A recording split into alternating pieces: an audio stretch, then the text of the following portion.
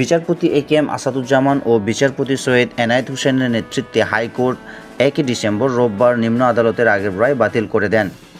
4 দিন শুনানির পর এই রায় আসে। আদালত চূড়ান্ত দিনের রায়ের তারিখ নির্ধারণ করেন।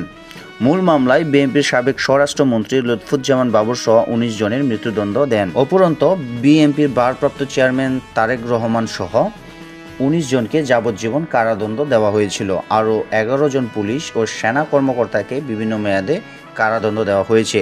21 নভেম্বর শুনানি শেষ হওয়ার পর হাইকোর্টের রায়ের উপর আলোচনা চলছিল।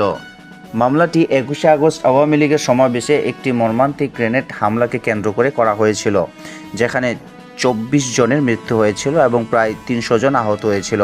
তৎকালীন বিরোধী দলীয় নেতা শেখ হাসিনা অল্পের জন্য বেঁচে গিয়েছিলেন।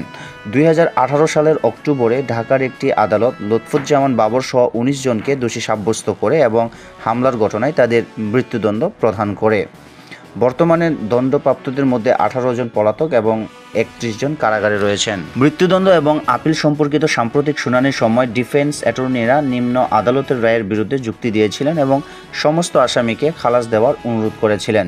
গত 31 অক্টোবর রাষ্ট্রপক্ষের ডেপুটি অ্যাটর্নি জেনারেল জসিম সরকার, রাসেল আহমেদ ও সহকারী অ্যাটর্নি জেনারেল লাবনী আক্তারকে নিয়ে এ বিষয়ে আলোচনা শুরু হয়। পরে বেশ কয়েকজন আসামির পক্ষে সিনিয়র আইনজীবী এস.এম. শাহজাহান, আইনজীবী মোহাম্মদ শিশির মনির সহ আরও 3 জনের প্রতিনিধিত্ব করেন।